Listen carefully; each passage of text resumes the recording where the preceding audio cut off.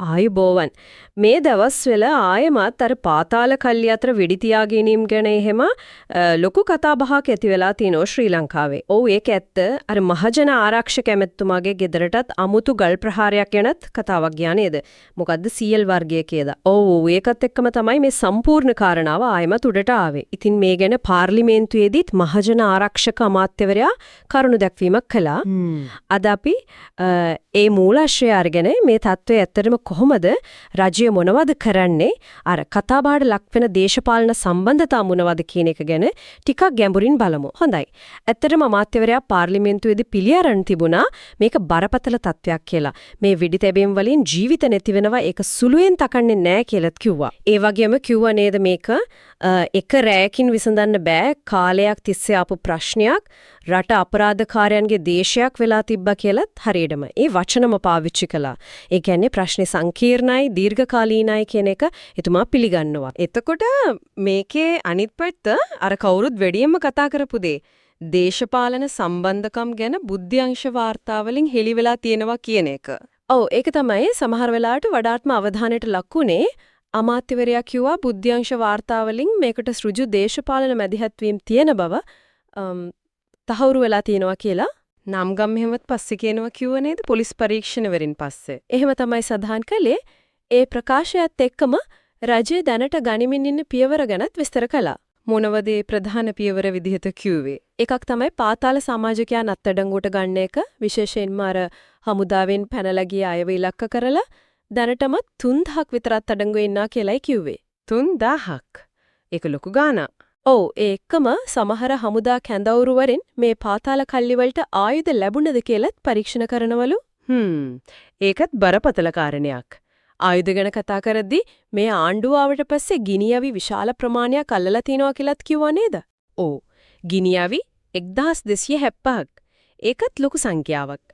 ඊට අමතරව සංවිධානාත්මක අපරාධ සම්බන්ධයෙන්ත් වෙනම අවධානයක් යොමු කරලා. සැකකරුව 2000 ගාණක්. හරියටම කිව්වොත් 2016ක් අත්අඩංගුවට අරන් තිනෝ කියලාත් කිව්වා. ඉතින් අත්අඩංගුවට ගැනීම ආයුධ හොයා ගැනීම ඊට අමතරව මොනවද කරන්නේ? අර අපරාධ වෙඩියෙම වෙනවා කියලා හඳුනාගත්තු පොලිස් වසම් තියනවලු 52ක්. 52ක් මුළු රටේම. ඔව්. ප්‍රධාන උණුසුම් කලාප 52ක්. ඒව ආවරණය වෙන්න STF එකේ, ඒ කියන්නේ විශේෂ කාර්යබලකායේ කණ්ඩායම් 5ක් නිරන්තරයෙන් යොදවලා තියනවලු. ඒ කියන්නේ විශේෂ අවධානයක් ඒ ප්‍රදේශවලට. ඔව්. ඊට අමතරව අර සාමාන්‍යයෙන් කරන දේවල් දිවයින පුරා වැටලීම්, දවල් රෑ මුර සංචාර, පාරවල් වල බාධක දාලා චෙක් කරන එක. හදිසි මාර්ග බාධක වගේ දේවල් නේද? ඔව් හදිසි සහ ස්ථිර ඒවා. බුද්ධිතොරතුරු එකතු කරන්නත් වෙනම නිලධාරීන් ඉන්නවලු.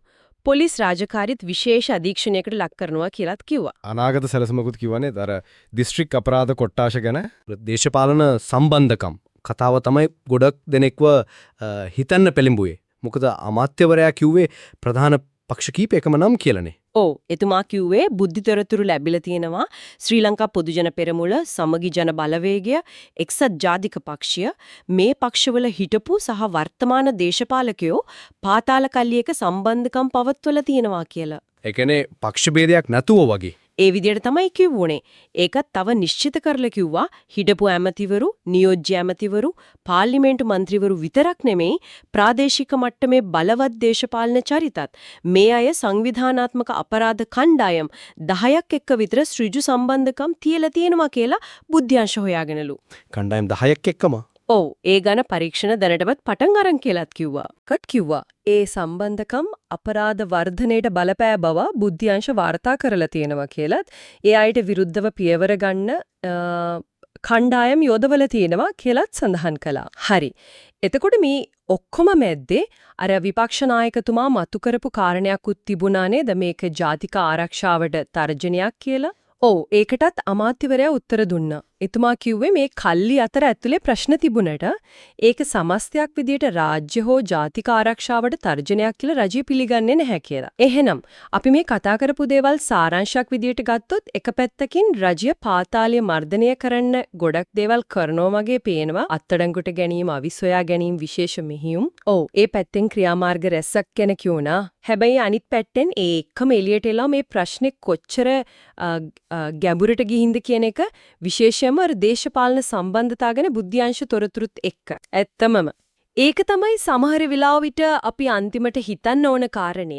මේ විදිහට ප්‍රධාන දේශපාලන පක්ෂ කිහිපයකම චරිතවල නම් අපරාධ කල්ලි එක්ක සම්බන්ධයි කියලා බුද්ධිතොරතුරු වලින්ම කියවනකොට මේකෙන් ඇත්තටම මේ ගැටලුවේ පද්ධතිම ස්වභාවය ගැන කියන්නේ සිස්ටම් එක ඇතුළෙම මේක කොච්චර පැතිරිලාද කියන එක ගැන මොන වගේ අදහසක්ද අපිට ගන්න පුළුවන්.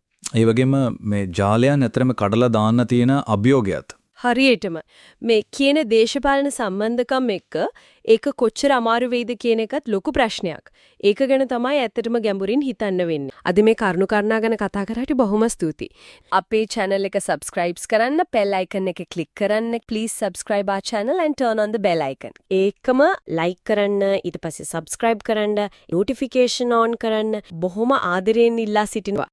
ඔයාලගේ සහයෝගය අපිට ලොකු හයියක් අනිවාර්යයෙන්ම. නැවතත් මේ වගේ රසවත් දෙයක් එක්ක හමු වෙමු.